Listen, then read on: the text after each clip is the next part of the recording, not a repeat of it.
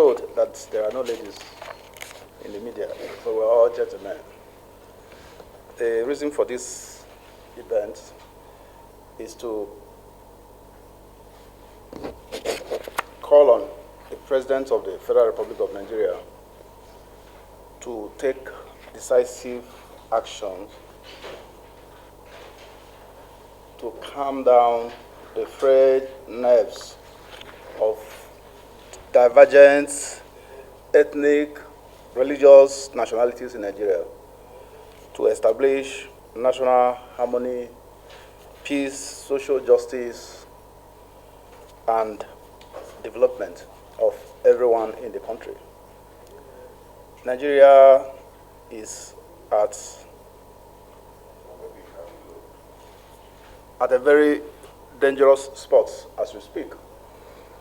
We're all aware of what happened somewhere in Ibadan, Oyo State, and we're also aware of all the exchanges by some governors, the Bauchi State governor who said there was nothing wrong in Fulani herdsmen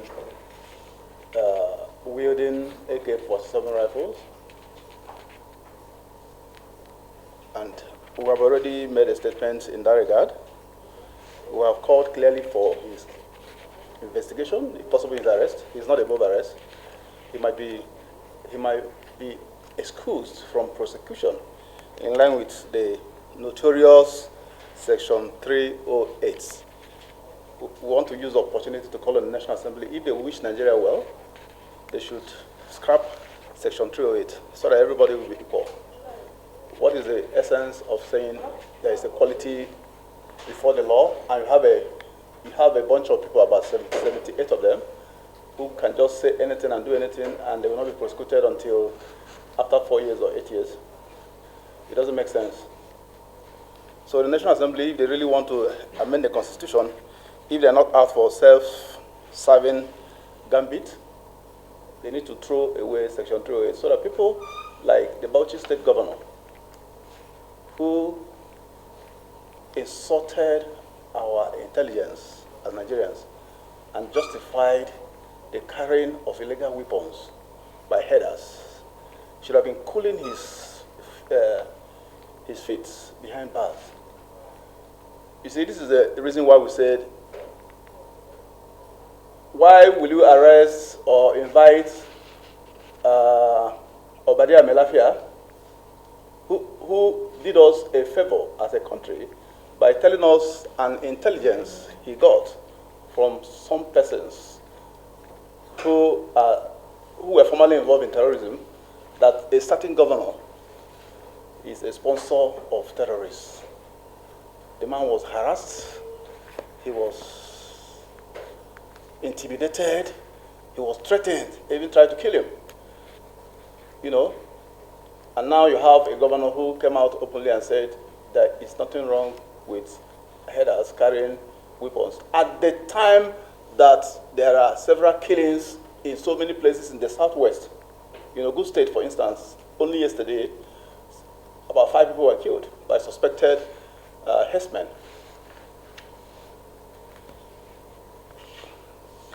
Gentlemen of the Fourth Estate of the Realm, we welcome you to this emergency press conference that is necessitated by the growing restiveness and the flare-up of grave inter-ethnic conflagration and disharmony all across Nigeria. We must say that the physical conflict of ethnicities flaring up everywhere must be extinguished by the President, by the governors, and all elected office holders, the National Assembly, the state assemblies, whose primary constitutional duty, as spelled out in Section 14(2)(b) of the Constitution, is to protect lives and property of Nigerians. Allow us to call on Mr. President to take immediate, comprehensive, transparent, but lawful measures to bring all kinds of conflicts of nationalities to an end.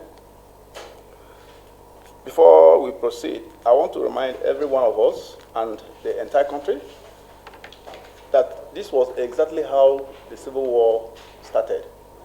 Some of us were not around physically by virtue of not being created or born by that time, but Some of us read history books. We read history in school. All these things that are happening now were preludes to the civil war that happened for 30 months. In fact, worse things have even happened right now. Before the civil war, it was just one major ethnic group, that was the Igbos. They were the ones that faced pogrom in the north. Now, there is a general breakdown of law and order all over the place. It's either Fulani versus Hausas, it's either Igbos versus Fulanis, it's either northern youths issuing out expulsion order on Igbos, or some group of people in the southwest issuing or expulsion order on the Fulanis. These are exactly the preludes, what leads to a civil war. It's not different from what happened in Rwanda. This was exactly what happened, why Rwanda became what it is. Before the emergence of Paul Kagame. Before Paul Kagame came, it was the Tutsis versus the Hutus who were killing themselves. It is the duty of all of us in the media. We're not blaming the media. The other time, I think yesterday, they said somebody, one of the journalists wrote an article, either she indicted journalists or whatever. I've not had time to read that article, but I've had people discuss about it in social media. A lady, nobody should blame the media. The media, in fact, the media is not even reporting half of what is happening in Nigeria. The media is playing a social responsibility role of not even reporting almost half of what is happening. The killings that are happening in Nigeria are not being reported all the time. The killings that are happening in Southern Kaduna are not being reported. Sometimes when they are going to be reported, they report them under page 54. Maybe because the ones that are people that are being killed there are minorities.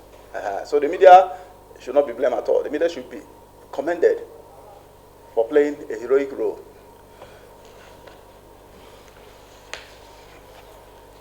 Our attention, yesterday, or the day before yesterday, we issued a statement which some of you, the media, carried it. In fact, it was a major story in some newspapers where we were quoted as blaming Mr. President for the inter-ethnic clashes. We wrote the statement. But immediately the statement was published, we faced a barrage of opposition from a lot of quarters, including some of our supporters. Some of them were not actually happy that we located the blame squarely on the decks of Mr. President. And we have seen reason in what they have said. I think Mr. President is not totally to be blamed, because he has actually appointed persons who are authorized by law. For instance, the Attorney General of the Federation does not need the command and control of Mr. President for him to do his work. No. The only thing Mr. President can do is that if he's not comfortable with what the Attorney General is doing, he will fire him. He has the right to fire him because he appointed him. But the Attorney General does not have to listen to the President before he carries out his job. And it is because the Attorney General has failed, the Attorney General of Nigeria has failed. That is why a lot of Nigerians think the President is complicit in the killings that are going on. And you don't blame anybody who is blaming Mr. President. Because if he has an Attorney General who has clearly refused to prosecute armed Fulani herdsmen that have been arrested and paraded severally, the media are usually the ones that will be invited by the police authorities, and these armed Fulani herdsmen are paraded before the media, and they are on page 1 of the media all the time, and that is the end of it. It's just a ceremonial kind of arrest and parading, and we don't get to hear how many of them have been prosecuted. We want to commend Mr. President for coming out today, channels. He came out today through his spokesman in the channels, and channels carried it, where he said he has given order to the police to publish the list of Fulani herdsmen that are undergoing trials all over the country. This is a very commendable step. This is what we actually wrote. Human Rights Writers Association of Nigeria actually wrote extensive letter. Our group of lawyers sat down We wrote letters to the Federal Attorney General and Minister of Justice to ask him, why is it that the police are in the habit of parading armed suspected killers, armed Fulani herdsmen, kidnappers, and all kinds of criminals all over the place all the time? And as soon as those parades are done, they are not being prosecuted. Do you know what the Attorney General of the Federation told us in letter? The Punch has even published it. So it's not as if, I don't need to bring the letter here to show you because it's already a public, it's already a notorious fact published by the Punch. The Federal Attorney General told Huriwa that the reason why those armed herdsmen paraded since 2015 to date cannot be prosecuted in black and white. He wrote it in black and white. So if he contests that, we'll produce a letter. In black and white, I said he cannot prosecute them because there are no case files. Does the Attorney General expect the president? Is it the president of Nigeria that will prepare the case files for suspected herdsmen or kidnappers? We're not saying all criminals are Fulani by origin. There are several criminals are all over the place. So, if a certain set of people are being paraded and you say you cannot prosecute them because there are no case files, something is wrong somewhere. So, this is the reason why a lot of Nigerians believe that something is going on. Somebody somewhere is complicit. The impression conveyed by the Attorney General is that a set of suspects are above the law only because of their ethnicity. This perception is damaging to the image of the government. We hereby applaud the public statements of the president in which he directed that armed Fulani herdsmen and indeed all criminals must be made to face the full weight of the law. Well, saying is different from doing. Doing is believing. The ball is in the courts of the Justice Ministry to do the needful and for the police.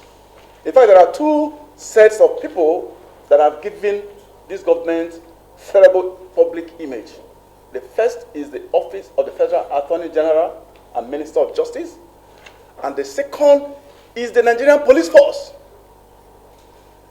When I say Nigerian Police Force, I also mean the Police Service Commission that has been very selective in the ethnicity of the police officers that will be promoted. Sometimes you see promotions and you have 100 people promoted and you just see one person from the southeast, a dominant ethnic nationality.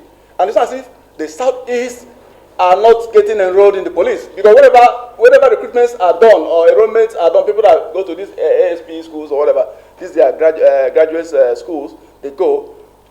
The advertisements are put in the media and different people apply. In fact, when they publish the admissions, you see all kinds of people from all parts of the country. So how come that when it is time to promote people, you only see people from a certain ethnic group? That is the reason why people are saying the police is giving this government a very terrible image.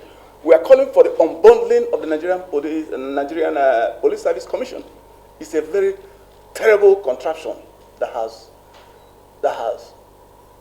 destroyed the public image of the president, that has painted the president as a bigot and as a tribal warlord. So the Police Service Commission is sick and something must be done about it before it is late. Because if a lot of people have a perception that, well, these people are usually the police for the north, what do you expect? Nobody will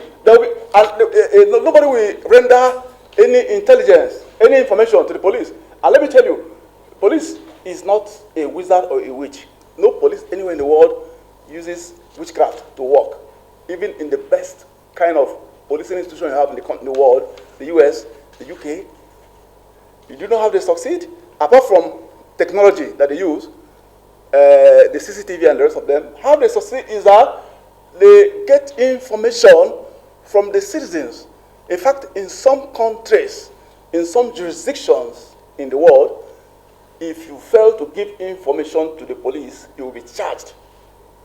Like if you have a son or you have a brother who has gone to commit murder somewhere and he runs back to the house and he hides himself under the bed and you refuse to call the police, and the police, after some time, police now trails the person to the house, everybody in the house will become suspects by law.